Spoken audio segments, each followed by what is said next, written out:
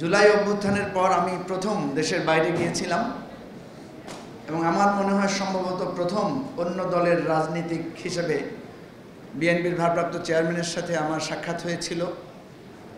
ওনার কাছ থেকে আমি সুনির্দিষ্টভাবে একটা নতুন বাংলাদেশের আমাদের যে স্বপ্ন, আমাদের যে নতুন রাজনীতির আকাঙ্ক্ষা, সেই বিষয়টা নিয়ে মত বিনিময় হয়েছে এবং আমরা আশ্বস্ত হয়েছি যে আমরা যদি এই সুন্দর একটা সংস্কার, বিচার এবং দেশের একটা সার্বিক পরিস্থিতির পর একটা সুন্দর নির্বাচনে যদি আমরা যেতে পারি, তাহলে ইনশাআল্লাহ বাংলাদেশ একটা নতুন অধ্যায়ে প্রবেশ করবে এবং সেটা আমাদের জন্য একটা সুন্দর স্বপ্ন এবং সফল বয়ে আনবে।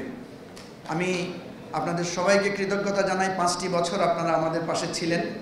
এখানে গণমাধ্যমের যারা আছেন, কঠিন সময়েও যখন কারফিউ চলছিল তখনও আপনারা আমাদের ডাকে সাড়া দিয়েছেন, আমাদের বক্তব্য প্রচার করেছেন। স্বাস্থ্যকর অল টাইম ফ্যামিলি কেক, সব সময় অল টাইম হেলদি লাইফ। রাজনৈতিক নেতৃবৃন্দরা, সিনিয়ররা আমাদেরকে স্নেহ দিয়ে, মায়া দিয়ে, মমতা দিয়ে, দিলারাপার মতো আমাদের জননী তুল্য, যিনি ঝুঁকি নিয়েও সবসময় আমাদের পাশে থেকেছেন। আমি সত্যিকার অর্থে খুবই আবেগ আপ্লুত। আপনাদের কাছে দোয়া চাই। একটা জিনিস দোয়া করবেন, আপনারা আমাদের সমালোচনা করবেন।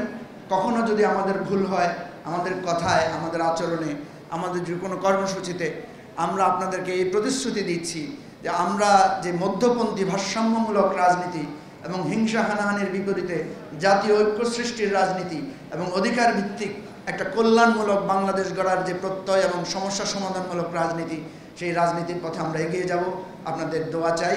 আমি এরপরে আজকের সম্মানিত প্রধান অতিথি, যিনি দীর্ঘ সময় ধরে নির্যাতনের শিকার হয়েছেন, যাকে অনেক অপবাদের শিকার হতে হয়েছে এবং নানাভাবে যিনি লাঞ্ছনা বঞ্চনার শিকার হয়েছেন, দৈহিক নির্যাতনের শিকার হয়েছেন, আমাদের এই দেশ ছেড়ে দীর্ঘ সময় পরবাসে জীবনযাপন করছেন, জাতীয়তাবাদী দল, বাংলাদেশ জাতীয়তাবাদী দলকে যিনি এই 17 বছর ধরে ঐক্যবদ্ধ রেখেছেন তৃণমূল পর্যন্ত, বিএনপির সম্মানিত ভারপ্রাপ্ত চেয়ারম্যান জনাব তারেক রহমানকে আমাদের উদ্দেশ্যে দিক নির্দেশনামূলক বক্তব্য রাখার জন্য অনুরোধ করছি।